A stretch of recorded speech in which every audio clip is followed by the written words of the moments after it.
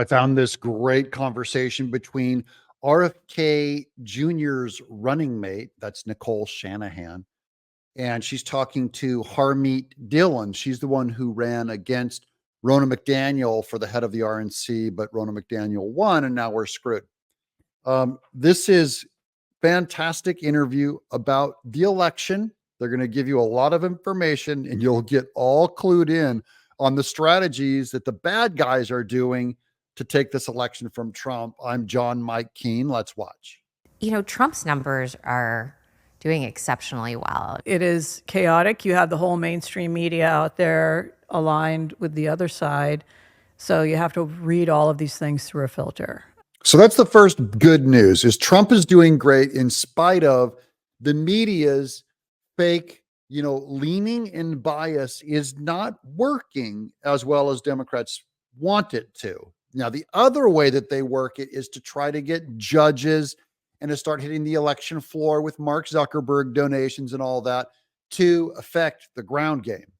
Much as we live here and we love to bash California, California is irrelevant in the national election, right? It's going to vote for the Democrat, whoever that is. That's maybe one day we'll change that. That's not the case right now. Yeah. And even most of the states are irrelevant. They're either going to go one way or the other. And even those battleground states, you're really talking about a dozen counties or less in the United States where this election is going to be decided. So that was interesting to me, because I've never been able to understand how someone would say that all of America is corrupt. It's not. It's 12 counties. You can control everything through just 12 narrow counties. Will end up deciding this entire election.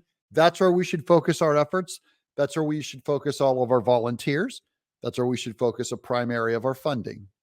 George Soros galvanized Democratic donors to change the way they funded elections. And they did it in a very disciplined way, and it's now their 20th year of doing it. And so Democrats have a whole alternate system. They have a bank. They have, Act Blue, which I think is probably laundering money from sources that are unaccounted.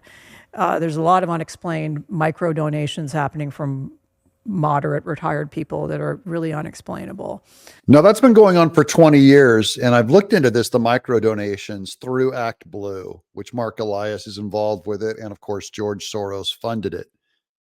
And what it does is they can't understand why there's thousands and thousands of moderate people who end up giving to these hard left candidates. So it looks like some kind of money laundering is going on, because they're not people they would normally give to.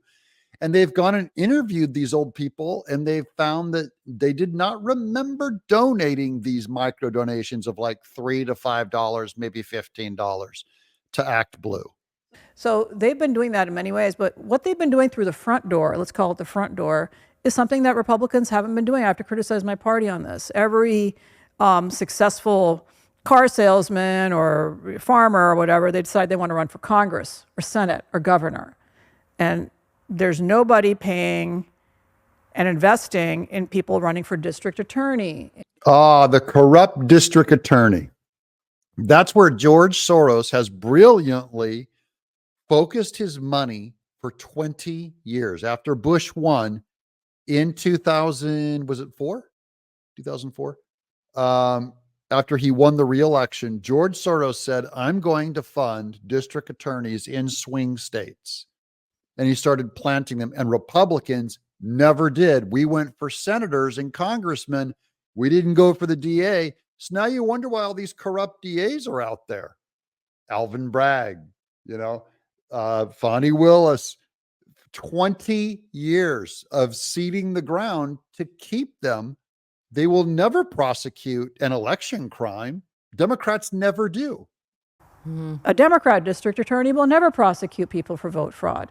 We have now seen in the last few weeks many stories. The Department of Justice just indicted somebody in this last week for voting in multiple jurisdictions. It happens. It happens even according to Democrat prosecutors. But they pick one or two examples and they say, we found the two people who did it. It's not happening other than the two people we prosecuted.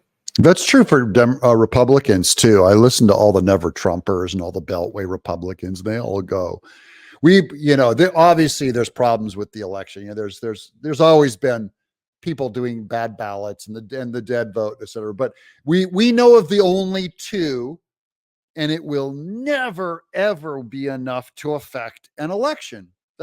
I think that's fair to say. I think it's wrong, but I mean, I'm saying, how do they know?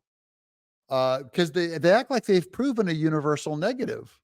I will say that now, having been in the middle, because that's where Bobby and my campaign was, we were kind of squished between DNC and their crazy strategic operation that really does put lawfare front and center.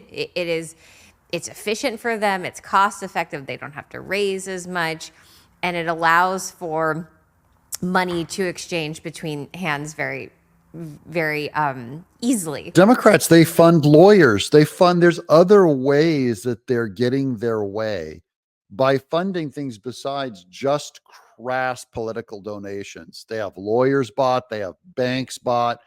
It goes deep, guys. Like, Right. Because you can pay the lawyer to do this, you can pay the DA to do, or you paid to get the DA to get in, and there. I mean, that's got to. You can buy the judges. You can buy the judges. We have to get more DAs, and we have to get more judges appointed on our side, because that's part of the corruption. Guys, it's not about machines. The Democrats are doing everything else in these other areas that no one's paying attention to, because everyone's only looking at the machines. And I think that's a psyop. I'm John Mike Kane.